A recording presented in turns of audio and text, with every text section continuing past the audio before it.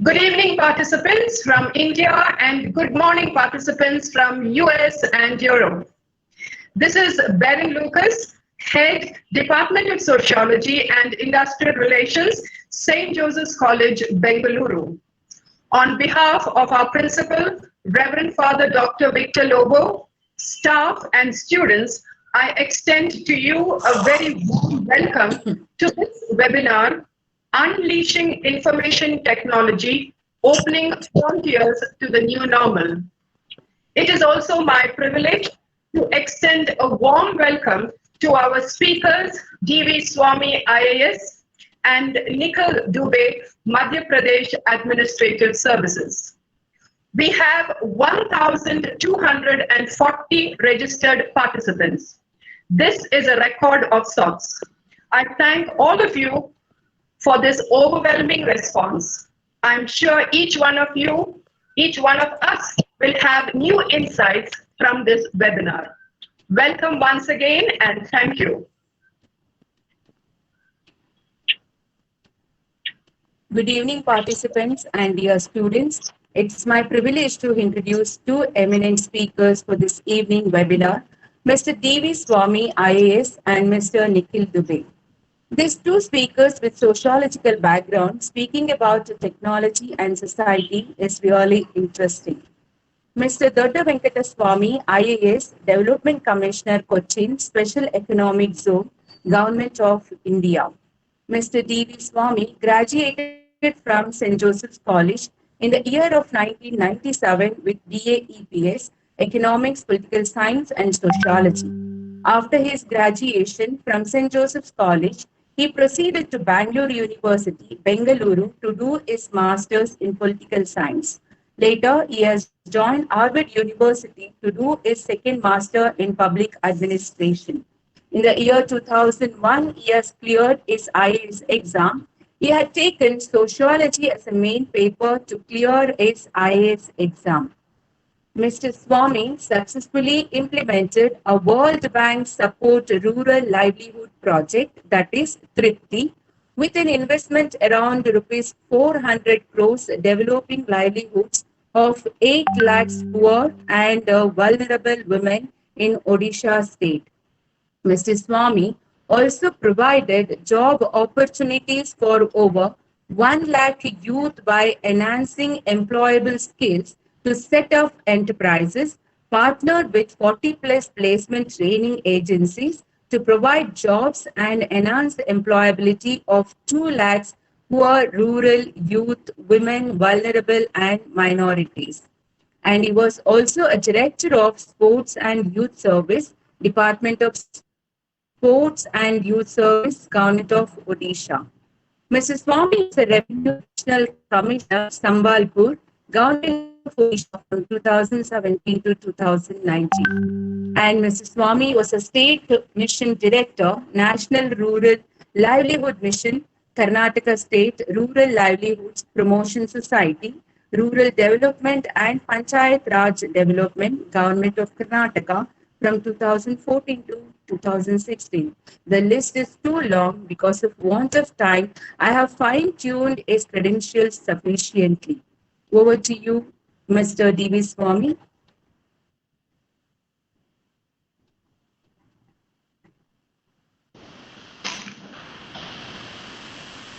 Thank you. So good evening all and good morning people from Europe and US. So today we'll be talking about unleashing IT opportunities in the new world scenario. I would be basically talking on the broad parameters of why it is required. Then I would give some background about the development in IT sector and emerging technologies, the kind of disruptions during Corona these emerging technologies have had, and in the areas we can use it in future. The challenges we face mainly in the Indian context, and the role of society and the government and different institutions in society. So before I explain why, let me try to connect some dots. So as ma'am had said, I'm not a technical guy. I'm not. I'm basically a student of sociology. But sociology in the last 20 years has helped me have different perspective uh, as a development practitioner while implementing various schemes. Uh, Even when I was working as the district collector of one of the Naxal districts in Odisha for 3 years, my sociology background helped me sort out various land issues, address inequities in society. So I'm a trained sociologist and also uh, a policymaker. So this is one point. The second is in the last 20 years with this experience in development, I recently in the last 1 year I've been working as the special in the special economic zone as a development commissioner, uh, Karnataka and Kerala. So a lot of developments are happening in the IT sector. Uh, so in March when there was lockdown, uh, to see like the April export figures, the manufacturing sector has been affected. There's not much growth in the manufacturing sector. But at the same time, the IT companies with the work from home policies have been able to work. They've been able to, even with less staff, they've been able to do some kind of work. So IT is helping India to earn foreign exchange. It has created a good amount of jobs in the towns. The third question is like, okay, IT has created jobs, has created opportunity, but whether this IT advantage for India would remain with the emerging technologies, whether it would remain with us, because most of the IT which we do are like IT services. It's outsourcing job for many countries. So what happens with the new protectionist policy across the globe? Will we lose the jobs? Will we lose our revenues?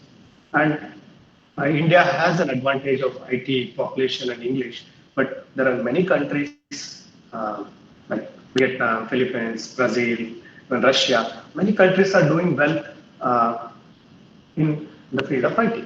So now, with all these challenges, when there are problems, we need to innovate.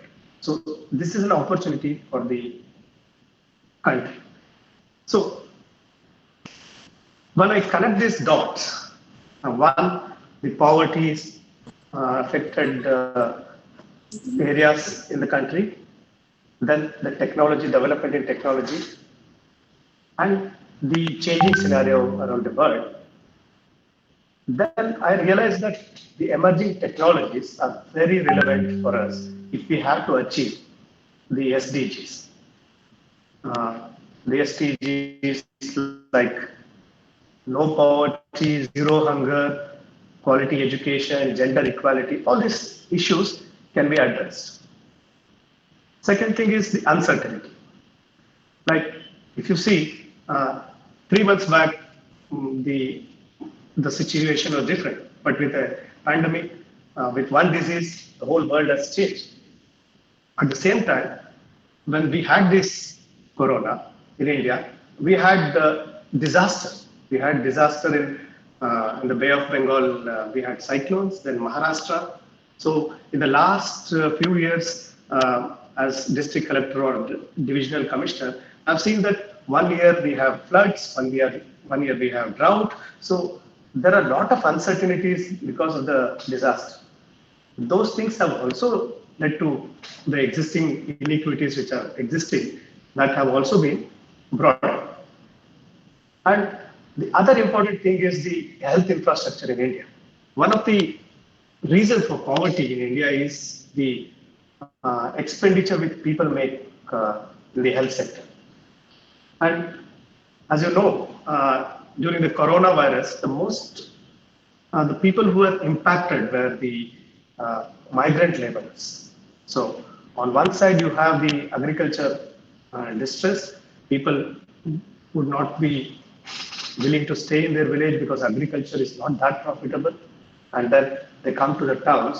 And in the towns, in the urbanization process, the urban poor have not been given the due that is that has to be the concerns which the society had to show to them has not been shown. So then comes the question of smart cities. Smart cities. So within smart cities, how the poor can be the development process can be made more inclusive. So while reflecting on all these issues, I found that emerging technologies, there may be some drawbacks with the emerging technologies, but they can also provide a solution if we utilize them properly. So why emerging technologies are also important? Because of the resource constraint. Like if you see, like if you read newspapers in the last quarter of our revenue collection in the GST collection was not good. So now post-COVID, if government has to do some kind of development works, it has to tax people, but it's not, so that would not be prudent many times. So we have a revenue shortage, we have development challenges at the same time. And globally also there is a prediction that the economy would not grow well. So in this context, technology plays a very critical role because technology would help us to reduce the cost, but at the same time, the impact can be better than the traditional or conservative method which we've been following. So while discussing about IT, there's a talk about the 4 industrial revolutions. The first revolution was based on the steam engine. The second revolution was on electricity. The third revolution was on the hardware, the computer, the internet, and other things. And the fourth revolution in the 21st century was based on the artificial intelligence, big data analytics, IoT, blockchain, and other things. But now there is a debate about the 5th industrial revolution. The 4th industrial revolution somewhere misses the human touch. So in the 5th industrial revolution, how to have this human touch with technology.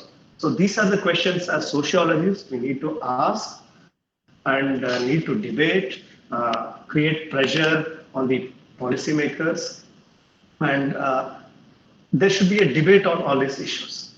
So NASSCOM has identified some of the emerging technologies which would help India. One is the artificial intelligence, and next is blockchain, big data analytics, cloud computing, cyber security, Internet of Things, which uses the sensors, mobile tech, robotic process automation, virtual reality, 3D printing. These are some of the top 10 which the NASSCOM has identified.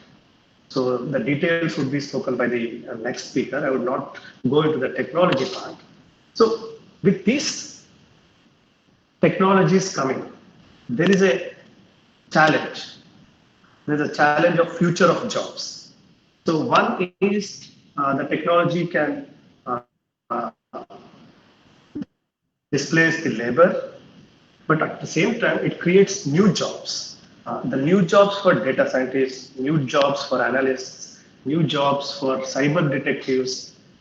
So what is relevant is the education curriculum, the skills that the country is able to provide to the youth, which is Industry 4.0 compliant skills.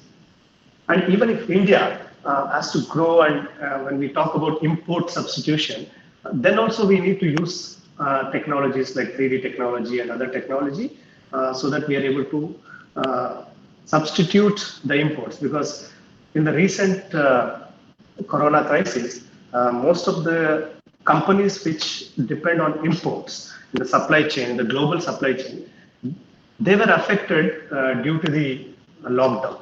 So that's when the Prime Minister of India also spoke about the Make in India concept, we need to strengthen Make in India. So import substitution is one of the important things. So now coming to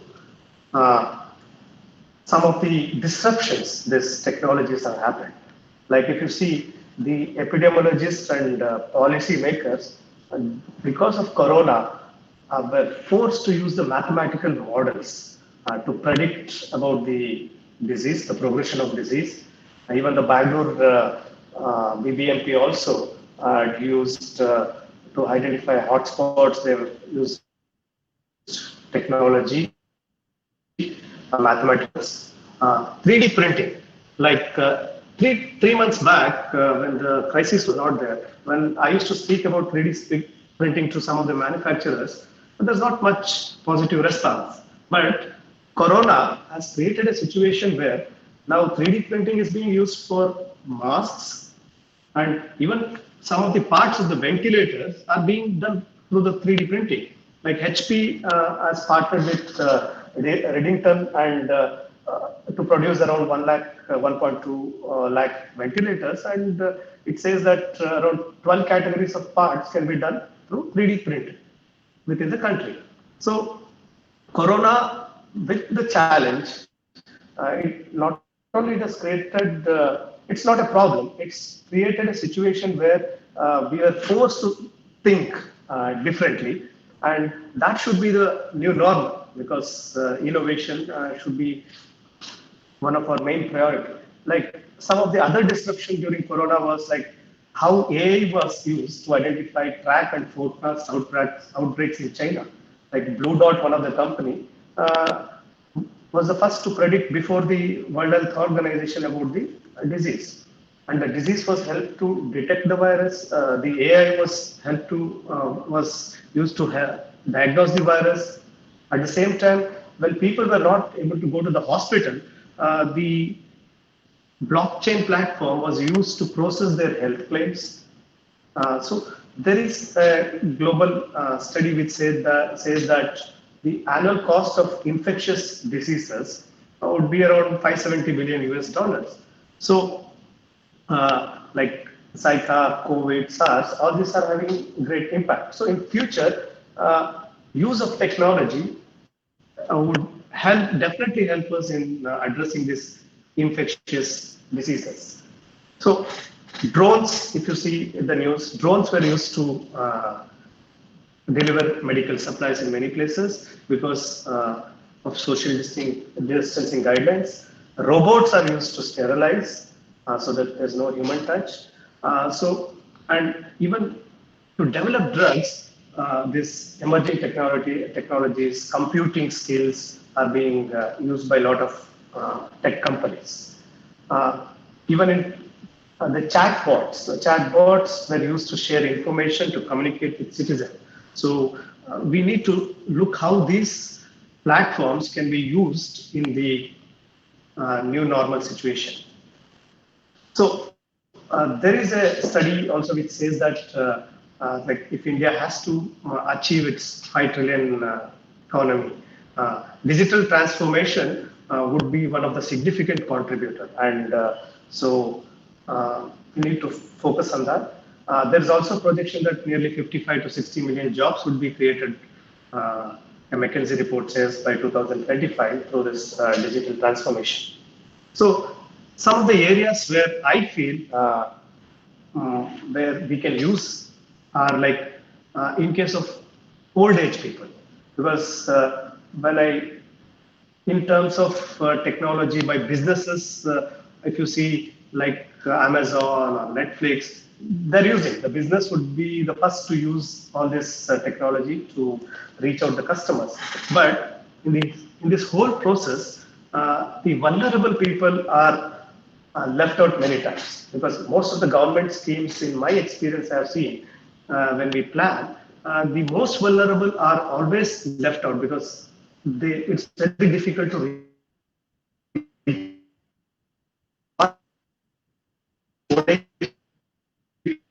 help. There's this shortage of land. So to grow more food, technology can be used with less space and more efficiently we can use water. Then urbanization, smart cities, and supply chains. Because one of the biggest challenge was the supply chain during the lockdown. Like the government permitted essential commodities to be the manufacturers of essential commodities to function. So, like maybe some food product company, a biscuit company, was able to function, but the packaging industry, which was in some other part of the district or state, was not able to function because there is no data clearly mapping the supply chain. So many times the supply chain was disrupted, even though government wanted to utilize it for the essential commodities, but the supply chain disruption was there during this corona. So we need to work on the supply chain also. So when I talk about the world, the old people, the United States government has set up a task force to consider how to help the old, like in terms of their independent living, their cognition ability, because as they grow old, their cognition ability also, there are challenges. Then the communication, their social connectivity, their free movement and mobility, their access to healthcare. So some of the solutions can be like smart homes using these sensors, sensor networks, robots, and cameras. Even there are studies in US about the above 65 years old people falling. So there are studies like what are the reasons for fall, and they're monitoring their movement. And this, as age progresses, as you know, like there'll be a lot of diseases. So unless we track on a daily basis their vitals, it becomes difficult to provide solution to the old people. So technology can help us in that. Like most of you must be using smart watches, smart devices. So smart devices are one of the solution. But old age people may forget to wear smart devices. But there are now technologies of using smart textiles. So you may forget to use your smart watch, but you will not forget to wear your clothes. So research, a lot of research is being done on this. So the second thing is like agriculture. If you see the way agriculture is dealt in the country, there's no proper management of soil and water. The land is the land holdings are very small. So that is again a challenge. And when we were district collectors, the challenge before us was soil testing. Like soil testing,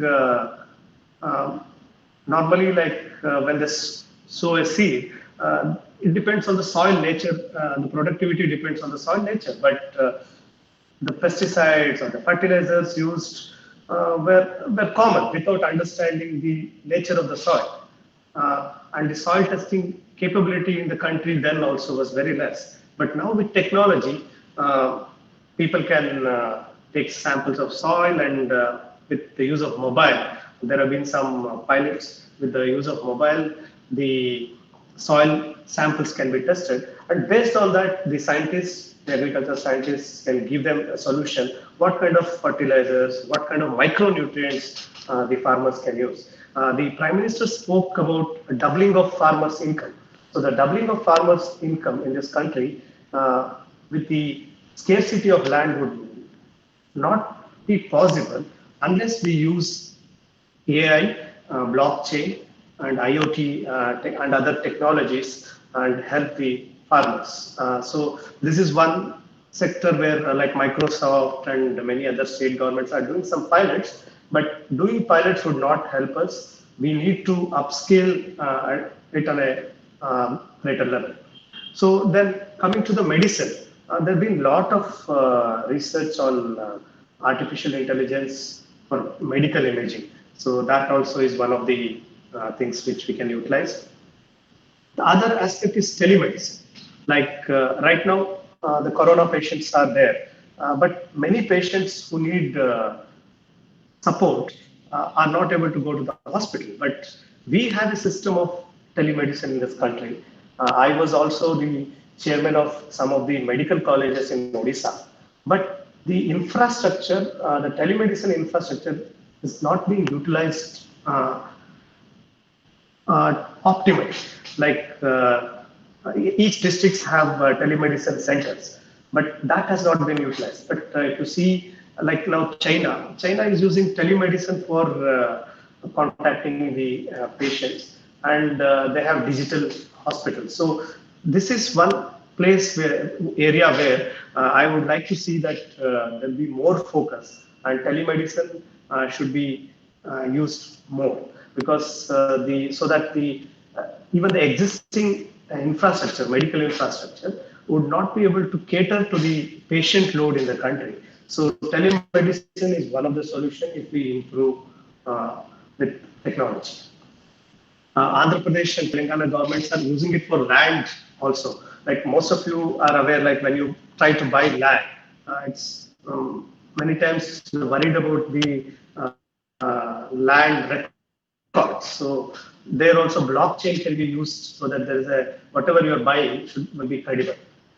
So where does India stand?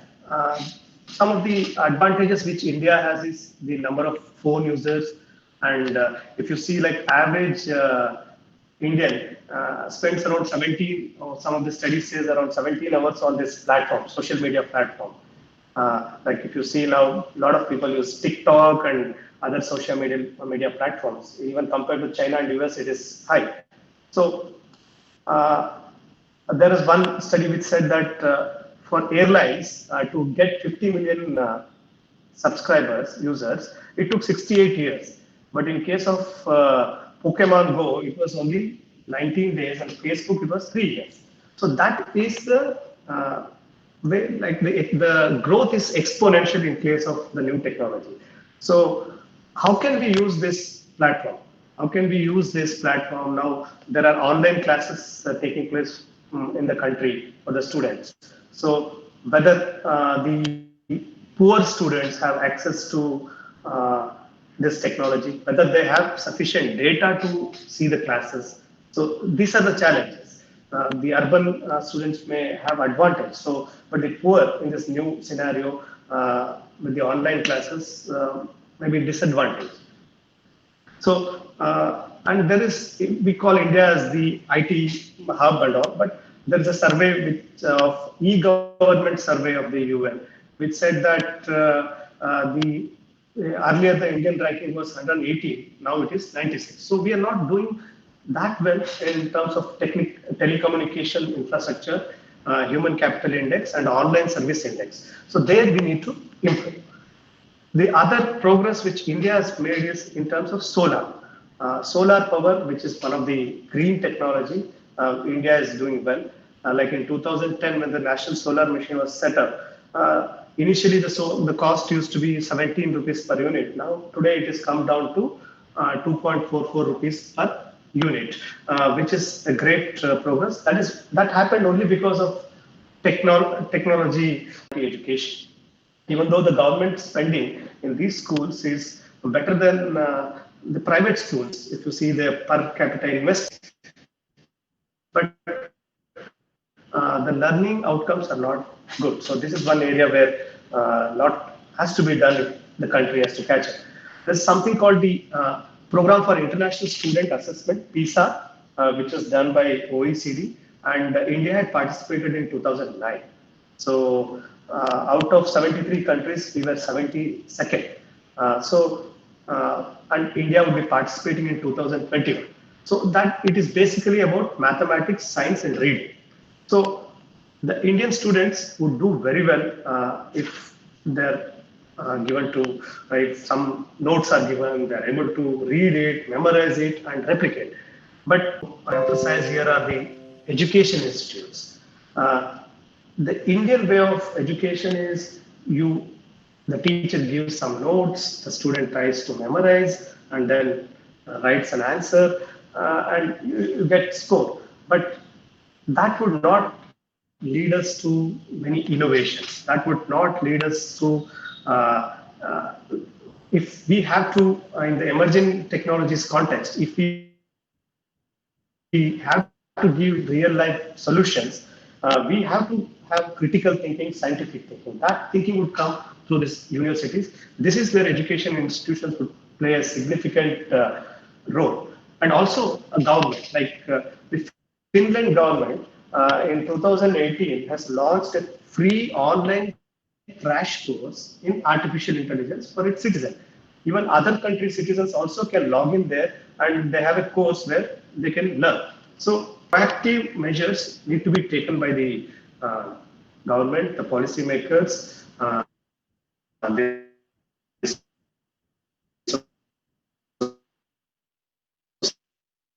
society.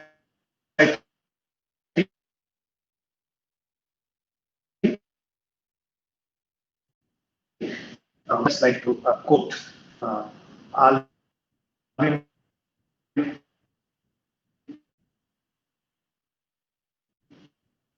Toffler, was a futurist. He says that the elite unlearn and relearn. So, my dear friends, we need to learn, unlearn, and relearn, and we should be able to take advantage of the emerging technologies and the new normal and the challenges which we are facing as a country or as a global community. These emerging technologies can be unleashed for the betterment of the human mankind. Thank you very much.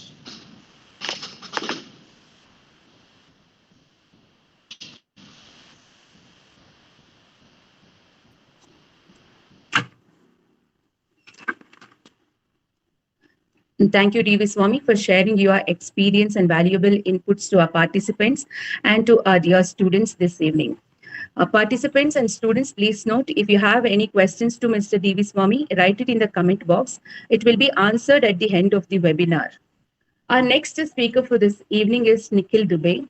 Nikhil Dubey graduated from St. Joseph's College in the year of 2012 with BSc in Conflict, Governance and Policy.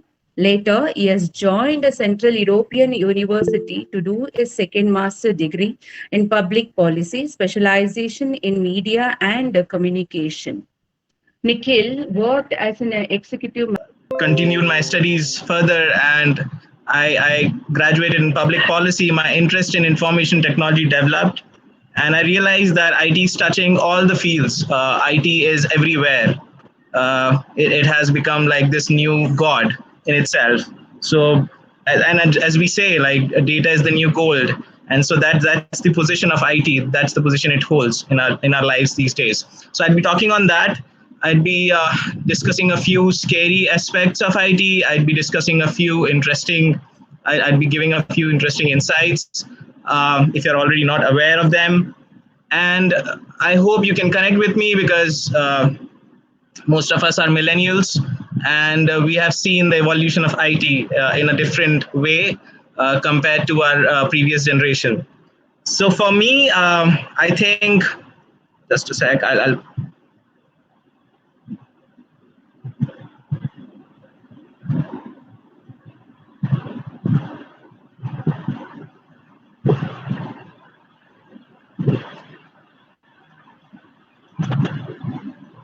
so yeah, I'm gonna be.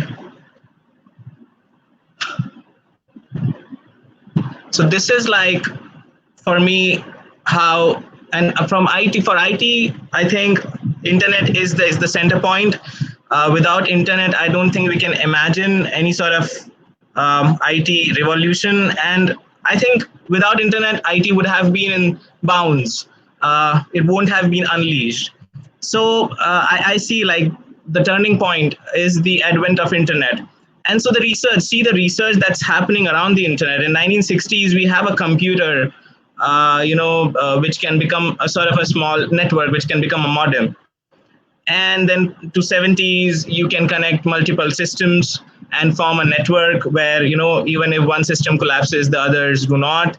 80s, we have a mailer system coming up. So now we can see the role of IT as an interactive system. as in, as a mode of sharing of information from one person to another, or one place to another, is now coming to the fore. And then in 90s, we moved to a different era altogether. It's beginning of a new era altogether, where we have the advent of World Wide Web. So Tim Berners-Lee and his World Wide Web would ensure that IT becomes this global phenomena. And by 2000s, we have Google. So everything changes thereafter. So I think like this whole evolution, from 60s to 2000, I see it as a very slow evolution until 90s and 2000s. We were making our infrastructure ready. We were trying to connect everyone across the platform. And this was like, it was going like in form of research. Military establishments were doing this research. Educational institutions were doing this research. And then slowly it was given to the people in 1990s. So this was the evolution. But I think after 1990s, what we have now is like phenomenal. And further after 2010, in 2000s, after 2010, what has changed in the last 5 years probably did not change in the last 40 years. As Sir mentioned about the emerging technology, so I'll be coming on to that. Why we call this as the age of tech? Why we call this as the age of technology? So as you would see, the market capitalization of these companies, so ExxonMobil led, like, was always on top of this list. And in 2006, you can see like, how they're performing, and they're on top. By 2016, look at the composition. ExxonMobil shifts to the 5th position. And within the composition, you only see IT giants. You see Apple, Alphabet, Microsoft, Amazon, and then Facebook very close to ExxonMobil. So that's what has changed, I think, globally. So like 2000, 2005, just imagine the time before WhatsApp. I was discussing with Varian ma'am the other day, and I was saying that, we used to say that text me or SMS me or mail me. These were the terminologies used by us for communication purposes. Suddenly after 2012, 2013, we started using WhatsApp me. And see how a brand becomes an institution, how institution in our lives. Try living without a WhatsApp account on WhatsApp for many reasons. But try living without one. Governments are using it, institutions are using it, classes I'm sure are being scheduled on WhatsApp groups. Government meetings are being scheduled on WhatsApp. Government office orders are being circulated on WhatsApp, and it's like considered as an official platform now. And it became an institution on its own. It was not supported by any government. It was not marketed that much. It just became an institution in our lives, just like that. And so this is how, without us realizing, IT is penetrating deeper into our lives. And that's why, as a student of humanities, I think we need to be wary of that. We need to be aware of that, and we need to keep ourselves updated about that. So coming back to this change after 2000, 2010 onwards, when communication technology was very much established. Now you have platforms like WhatsApp, and access to internet increased drastically. We have these emerging technologies coming up. So what do you call emerging technologies? There's no clear-cut definition. But I think post 2010, these technologies come into picture and are adopted by the government on a massive scale across the world. So you have AI, you have artificial reality, you have blockchain, you have drones, you have Internet of Things. Robots, of course, existed throughout our times. Then we have virtual reality, we have 3D printing. So these are like the emerging technologies which were primarily introduced as, so blockchain has, of course, like different modes and different types. but it's nothing but a database management system with different applications. One of them was Bitcoins. So Bitcoin was a cryptocurrency which based itself on the whole platform of blockchain. Drones, as Sir mentioned, is being heavily used by governments, by companies to deliver products, by governments to ensure that goods and services are reaching people or not, to ensure surveillance whenever it is needed. IoT, we are wearing like these smart watches all the time. They're collecting data, and we do not even know. They have become a part of our lives. So likewise, these emerging technologies, you see, why I was mentioning how much has changed post 2010. Before 2010, you had like those smartphones, and they continued. I think I got my first smartphone in 2009, 2010, and I think this 5-7 years we only saw like different Android versions, different iOS versions. Nothing much changed actually. And now suddenly we see a shift on how like the world looks at, for example, data analytics, for example, at blockchain, for example, at AI, and this, I think, the time period for this change would keep reducing. So every 2 years, every 3 years, we'd see a different, technology making its foray and manifesting itself. However, there's a darker side to these things. There's a darker side to IT. And as much as access to IT is very important, I think, first of all, we need to ensure as humanities students that those who have access to IT know what they have access to. And those who do not have, of course, have to be given access at first. But look at this, your files will be lost. Time left is these many days or And this is like from the WannaCry ransomware, which was an attack, which was a global ransomware attack, allegedly launched from North Korea. By a group who wanted payments in Bitcoins. So they said it infected around 200,000 computers globally, including computers in India. And imagine you getting this message, like your laptop consists of very important data, your assignments, for example, your 6,000 words term paper, which you just wrote, and you haven't bothered to mail it to yourself or, store it elsewhere. And someone sends you this you get this message on your laptop that you need to pay in Bitcoins, and that is a heavy payment.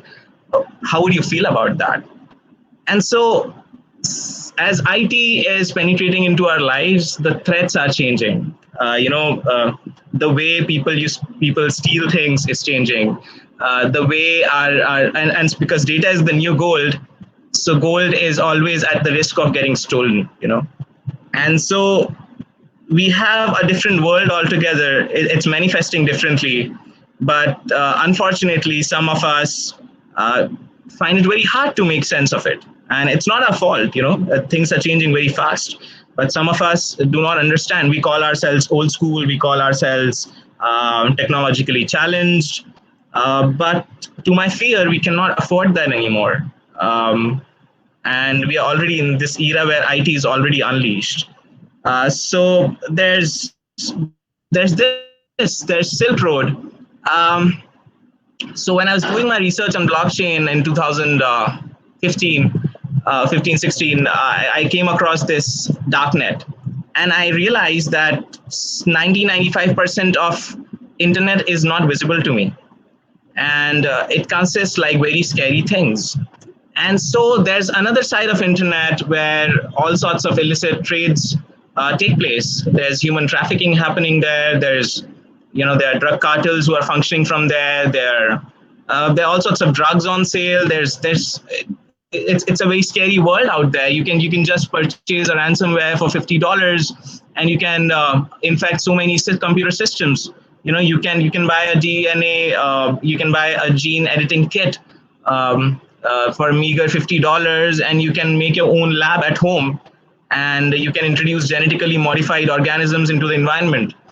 And I think the positive side is it's connecting everyone. It's giving us new ways to study new courses, for free. It's telling us, new approaches to life. but this is also the side, and this is also happening on the darker side. And so as I think, like, the more I think about it, I think we need to be like wary of it as a student of as students of humanities. I think it becomes all the more important for us to focus it that way. I mean, because I was just thinking how many people in India have access to internet, for example. And although it's a huge number when you take in absolute terms, when you take in percentage terms, it's still not very significant. So there's still a significant chunk of our population which needs internet access. And that I term as democratization of knowledge. That for me is by the means, like, Foucault said, Foucault believed knowledge is power. And I think internet is this whole, it's a tool which is progressing knowledge in such a way that, would change the world. So I think it's our duty, it's our responsibility to ensure that digital literacy is ensured. And we can't just ignore these side of things, no matter which subject we are pursuing in our undergrad. So I think, like, when I was pursuing my IEAS from St. Joseph's, it was, I wasn't aware that, technology would be would become such a central tenet to our lives all of a sudden. And although I'm not an engineer, I think it's a very interesting field. And I think internet itself provides us the means and the ways to look into it deeply. I mean, even if you do not have to become an IT engineer, a software engineer, you can't be that. But reading on these things and how they function, what is the architecture, how they connect people, what type of architecture these systems follow, what are the different softwares, is important, and it's not very difficult. So I think all of us, it's a very fascinating world out there for all of us, and I see this getting more and more fascinating as time progresses. So that's where I would like to finish. And thank you so much. Thank you, Maria ma'am.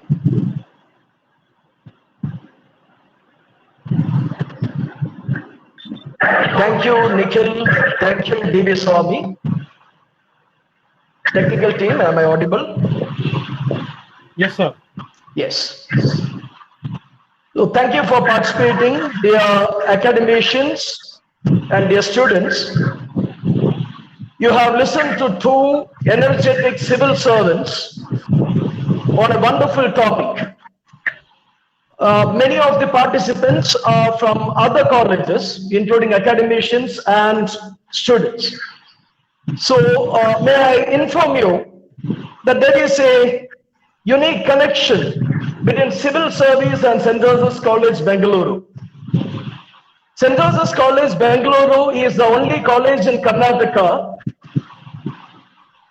which has civil servants from all the SAARC countries in the list of alumni. So it's not just for India that St. Joseph's College has produced outstanding civil servants, but for all the SAARC countries. And interestingly, two highly popular civil servants from Pakistan also studied in our college.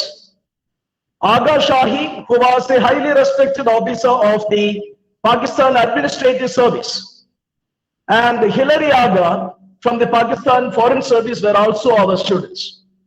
So with this additional information, may I do the summing up of today's wonderful webinar.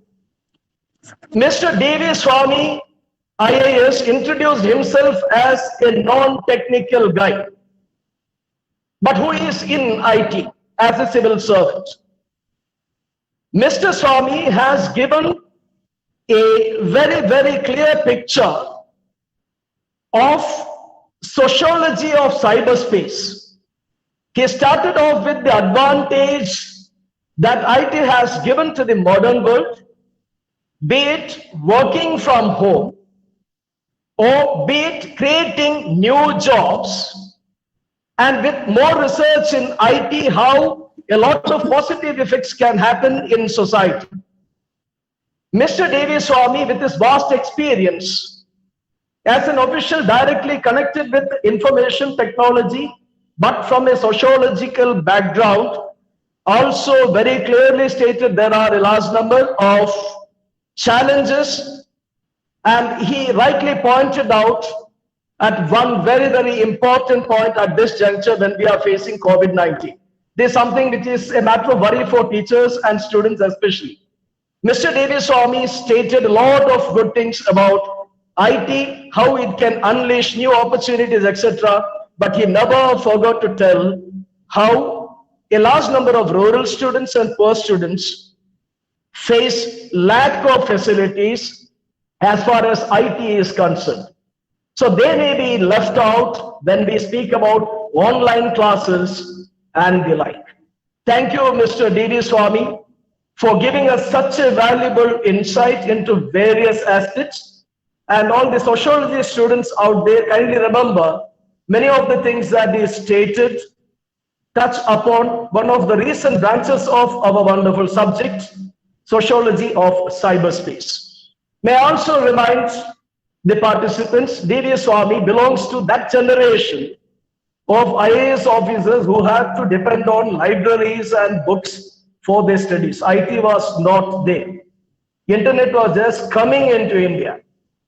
So I remember D.D. Swami using the college library and the city central library. The librarian of city central library, which is situated in the Cubbon Park, once told me that this is the boy who spends maximum time on holidays and Sundays in the library. So he has depended on non-IT studies for his civil service. Of course, that was not the case with our young and energetic administrative service officer from the Madhya Pradesh state government, Mr. Nikhil Dubey. He introduced himself as a millennial who had a lot of facilities because IT was very well established. He started off with very, very catchy words. Information technology is new God. Information technology is new gold. That's what he stated. Very apt statement. He also took us how IT became took us through a journey of how IT became a global phenomenon. He started off with 1960s when IT was there, but was the domain of the military and the secret services, most probably. And now, as we are in this troublesome 2020, how IT is easily available to civilians, whether you are illiterate, whether you are a dropout, all have access to IT. And he very clearly pointed out how the last 5 years, whatever has happened in IT, the changes that IT has brought out in human society surpassed changes in the last 40 to 50 years. So he has also touched upon various aspects. He has given us a lot of information about how the IT giants, whether it is Amazon or Google or somebody else, is changing society globally. It has even changed our terminology from write me a letter, give me a call, SMS me, and now he rightly stated WhatsApp me. Apart from all these general details, he also stated how unofficially WhatsApp has even become an official platform for circulating many government orders. That's happening all over India with most of the state governments. He also stated how there is institutionalization of information technology in human lives. And he did not stop with that. He also cautioned us, students and academicians alike, about that frightening darker side unleashed by IT. We have listened to two young, energetic civil servants who studied in St. Joseph's College, which has produced civil servants for all the SAARC countries, including Pakistan. Both of them, with their sociology background, has connected IT so well, and they have given us a lot of ideas to take home tomorrow. The technical team, led by Mr. Neeraj, will now with the assistance of our teachers, Mrs. Maria David and Dr. Beryl Lucas and Mr. Danford, now open the floor for question answer session. You may please raise your questions through the chat box. Question answer session. The open house will commence now. Thank you, sir. So our first question to D.V. Swami. How technology will help or assist poor people or rural people to fight COVID-19 as they are not having smartphones and using feature phones?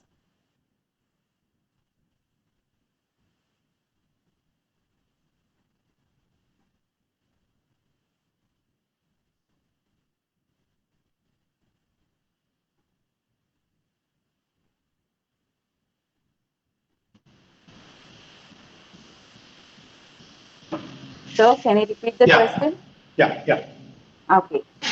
How technology will help or assist poor people, rural people to fight COVID-19 as they are not having smartphones and using feature phones? Okay. Uh, so as I said, in the recent past, the use of network, the 4G network and all has penetrated very well in India. But I spoke about few population which we can't reach. So in such case, we need human intervention. Like if you take the case of Karnataka, like when we used to address to the Gram Panchayats, we used they had satcoms. So we used to have it was like one-sided communication, and they can ask questions. That is one. Second thing is like they are not able to go to the class, but like this YouTube videos and other things which are available, the resources which are available can be used offline also. Then the role of the teacher comes. The role of teacher, the investment which we have made in Sarva Shiksha Abhiyan. In many of the schools, they have computers. They have computers which we have invested in Sarva Shiksha Abhiyan.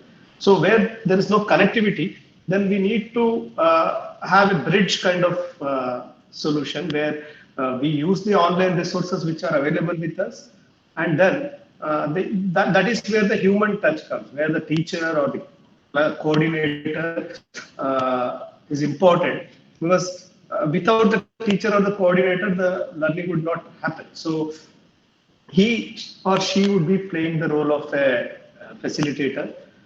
So maintaining social distance in such cases, the government is reaching out through the human manpower. It is trying to reach out to the students, but it's because this situation was like somebody asked a question to me. You use the term normal. So what is normal? So this is a very uncertain kind of situation. So we can't just give a clear solution with new learning. No, because development is an expedition of 1804. When people were asked that, okay, if you have to go to the west coast of America, how do you go? If you see the map which they had, the west coast never existed. So they were somewhere in Louisiana, in the middle part of America, and they had to go like step by step. Today, if you ask from that place, from the east to west coast, you can reach in 20 hours. But there are some problems, complex problems. The situation is very complex, where you learn every day. It's an iterative process because there is nothing normal.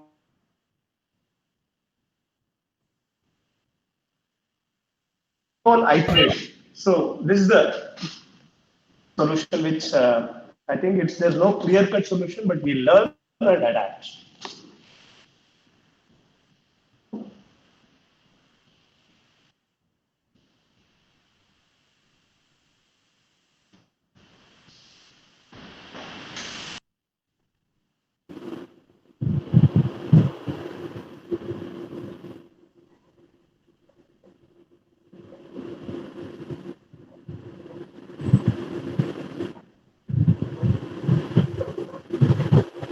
Maria, ask the second question.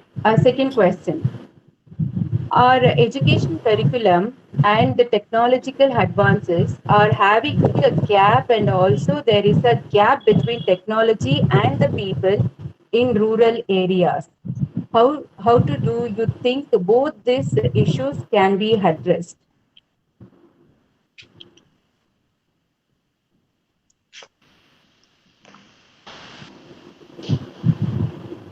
I don't think, see, there is an issue of access, but in terms of adaptation, if you see the children, if you see the penetration of, if you see TikTok videos, now the penetration into rural India also, if you see the TikTok video, the content they are making, the children are able to do creative things. So it's only the access which is important, because for children, it's the change in technology, they're able to adapt easily.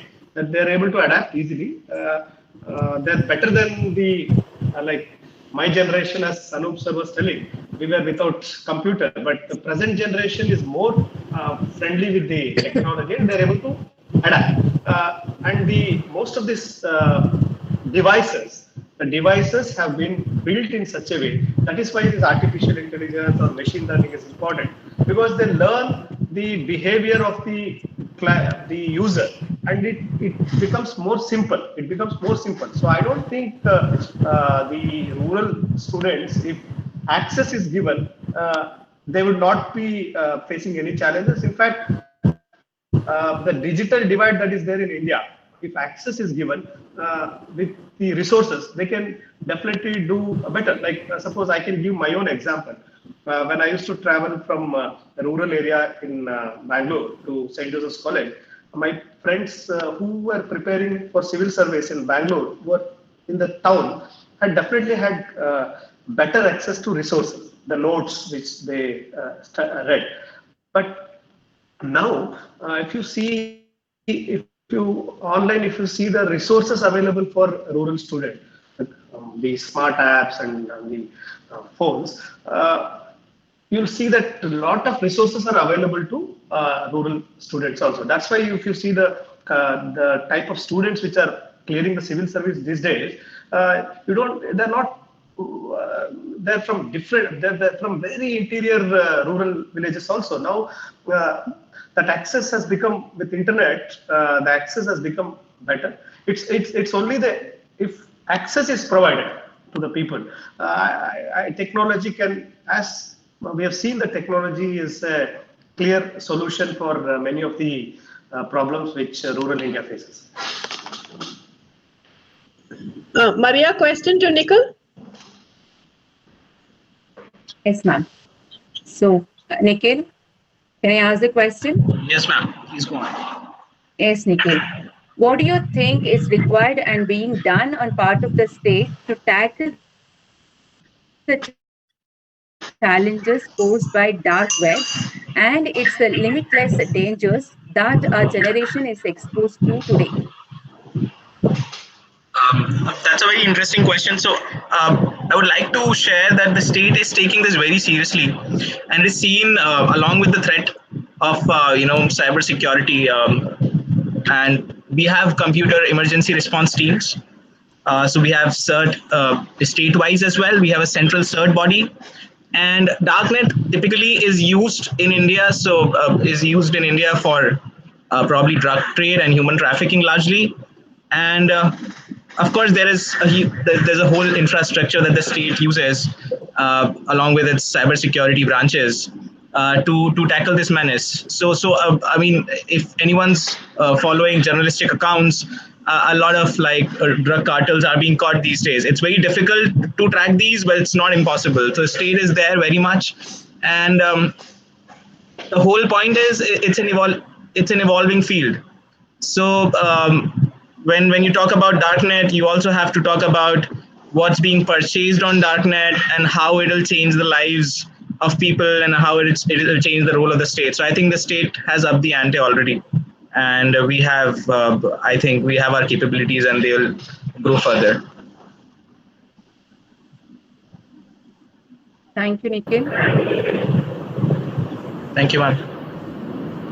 Maria, Dafford next sir, question. Dave, do you have any Dafford questions? sir will be Dave? answering this question. Yeah. This to Mr. D.V. Swami. There are two questions that I've clubbed together for your reference. It says how technology will assist poor people to fight COVID-19 as they are not having smartphones or using features phones. And the second question that I would like to club with this is most rural people don't know information is being collected and how to tackle that problem as it invades their privacy. What are your views on this?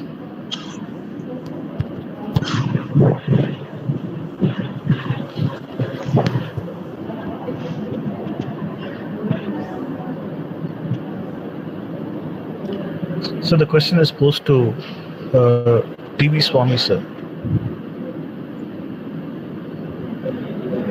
Hello? See, Yes, sir. you are talking about basically information asymmetry. So if you see in the COVID, right now I'm in Kerala, and my state is Odisha where I work. One of the significant achievement of the government has been the role of the panchayats, the decentralization process, and volunteers. So you talked about poor people not getting information. So information need not be through this social platforms. Information can be through a very strong built human network, what Nikhil was telling.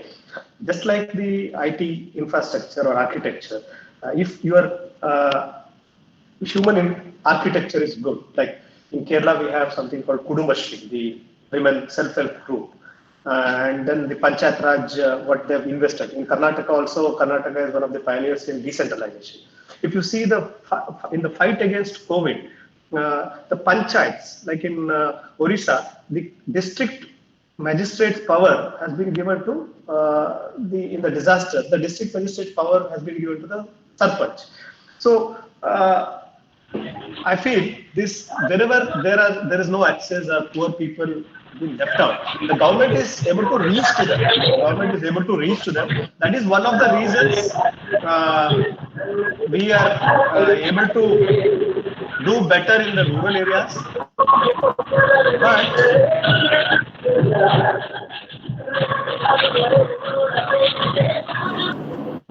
But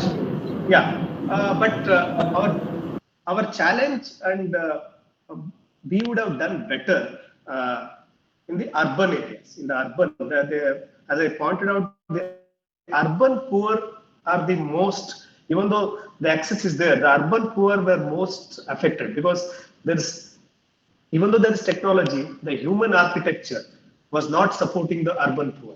So in this whole COVID, if you see, the worst affected were the urban poor, because they didn't fit into the systems that were there, the human systems that were there.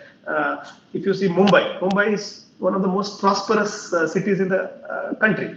Gujarat or Maharashtra are prosperous.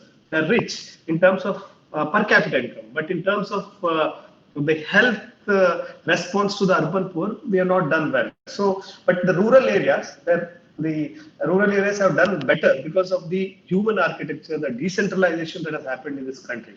So we have to, we should never forget that even if technology comes, if we don't have a good human architecture system, the human collective use, the human voluntarism, if that is not there, then no technology can save the country. That's why there's a talk about this fifth industrial revolution, where human and the technology, both, there's a clear merger of both these things, and the well-being of human beings are top. Yeah.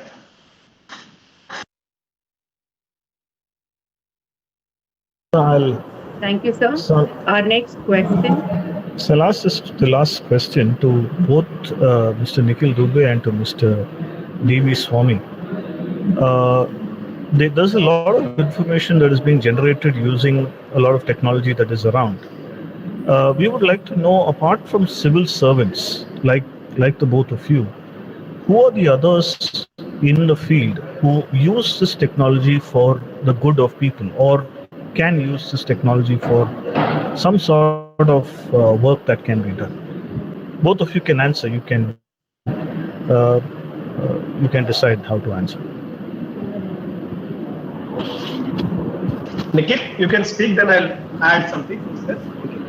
Okay, sir. Thank you so much. So one of the prime examples on for this question would be this COVID-19india.org. It's an open source platform, and it has been used by us largely to track how many cases are there per states, district wise, and this is like that platform which is from day one. So it's an open source platform. So they have mentioned everything there. They have given the source code. They have also shared where they're taking the data from. So you can use their method of collection of data for your own purposes. So I think largely in India or across the world, there is now this trend of open source systems. And GitHub is, for example, a repository of all these codes. So where all that they should be more aware of this and start using is the academia. So I was fortunate enough to be the vice chancellor of one of the universities, two universities in Odisha. One was the Sambalpur University, and the second one was the Biju Patnaik Technical University, which was a technical university of all Odisha University. So one problem which I saw as a vice chancellor was even now the certificates in Sambalpur University were signed physically, manually by the vice chancellor who was signing the certificates. So if the vice chancellor doesn't sign, thousands of certificates were unsigned. When I joined, I signed nearly 30 to 40,000 certificates in a period of 1 month. So there is an opportunity for these universities to use technology where they can use digital signature. They need not insist on physical signing of the certificate. So the university system can improve that way. And in the technical university, the problem which I faced was there is not much scope for innovation, thinking. We had a hackathon. For the first time in Odisha, we had an hackathon. And that was the first time. So as a technical university, after being set up for 20 years or so, they had never done an hackathon properly. So there is a lack of importance of R&D. If you see the university expenditure also, the professors or the HODs are not given much funding for research and this kind of projects. If you see, I was fortunate enough to be, for 1 year I studied in US. There's no difference between an academics and a politician. Many of the people who worked in the Obama government, after the tenure is over, they in Yale or other places. So there's not much difference between academics and politics. The contribution of academicians in many countries is too much. Nikhil, one more question. Can I ask you? Yes, ma'am, please go on. Platforms, and I think that's with any technology, there's a darker side of it. And I think more education is important of how, these things can be prevented, how they are dangerous, how this money is being used to fund non-state actors and their illicit activities, how this money is used to fund child trafficking, women trafficking. So it's like a whole vicious circle. So I think if education is promoted on these lines, if we talk more on these lines, I think it will be beneficial to us and to our student community. So yes, ma'am. Thank you. Over to Betty. Am I audible? Yes, ma'am. Okay, both to Swami and to Nikhil. Swami, you take the question first. We have many students who are here participating, many parents are participating, many teachers are participating. The question is, now you all have successfully completed your administrative exams. Can you give us a few tips on how we can successfully, as a student, complete the administrative services.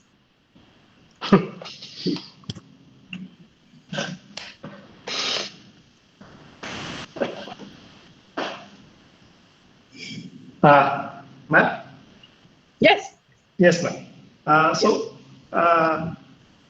Ma'am, there are different people have different strategies. Like some of my friends, like I had decided that I would get into civil service very early. That was around 7th or 8th standard only. I had decided. So then when I selected humanities in 11th and 12th, even though I had good score in science and maths, I chose humanities because I wanted to graduate in sociology and political science. So my BA I did in sociology, political science, economics, and MA I did in political science. So my process was a very evolving and gradual thing because whatever I learned I took political science in my prelims and sociology and political science. So my class notes which I had taken down, over a period of years, whatever I had learned, and one was the textbooks, the other one was as a student. I always, when a question was asked in sociology in St. Joseph's also, I depended on newspaper, like how that theory is relevant to practical aspects in society. So I always read newspaper editorials or newspaper articles, and I used to cut those articles and I used to keep them as notes. For my process, when I started writing exam, it was a gradual process. But there are some students like my friends who are engineers but who have taken political science as subject, and they do well. They go to a coaching center. In 1 year, they study in the coaching center, and they write the exam.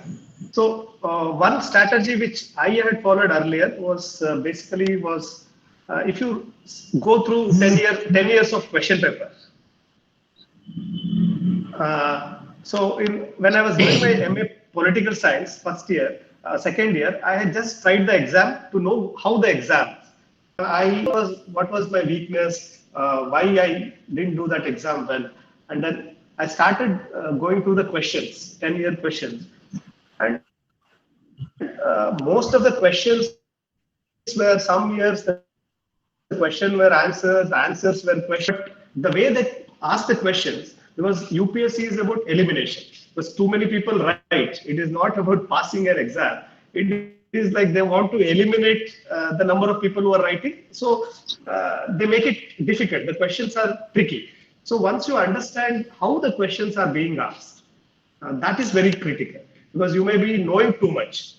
There are my friends who are political science graduates from JNU, but they didn't do well compared to engineer or medicine doctor who took political science. So it's no.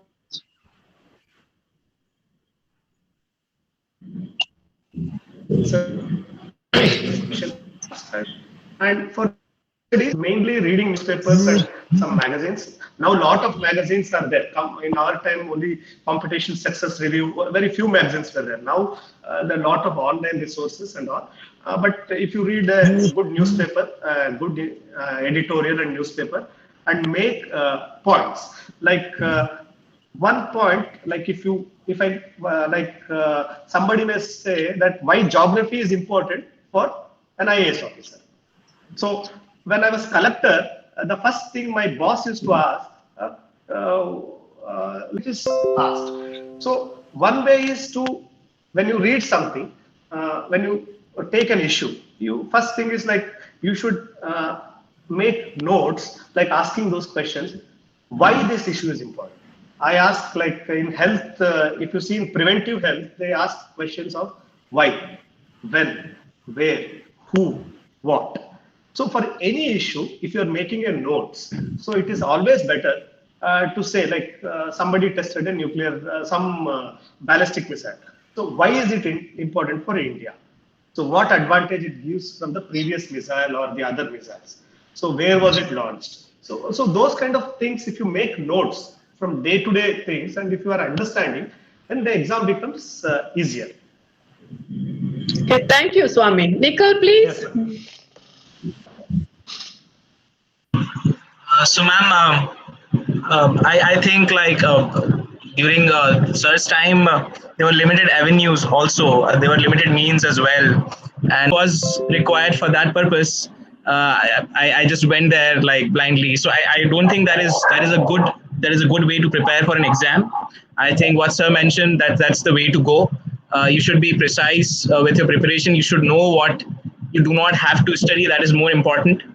And you should read a content 10 times rather than reading 10 different contents. So I think that is more important as far as the preparation of civil service goes. But give yourself some time. Give yourself like a reasonable time, like 2 years, 3 years in total. So you can say that, okay, this is the time I'm going to be spending in total in this examination for preparation and for writing the exams, including the number of attempts. And there, if you do not succeed, do not be disheartened. There are different ways by which you can manifest your knowledge.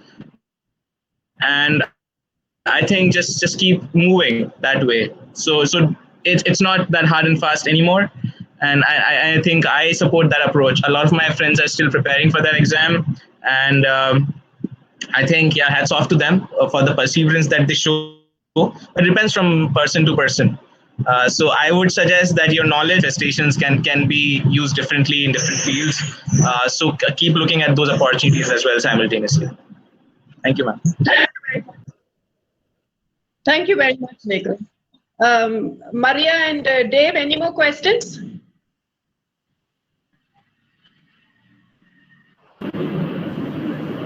All right. Dheeraj?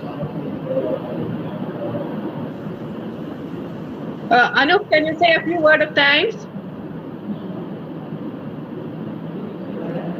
So you have to unmute. Mr. Anup is there? Yes, I'm here on board. Mr. D.V. Swami and Mr. Nikhil Dubey, thank you very much.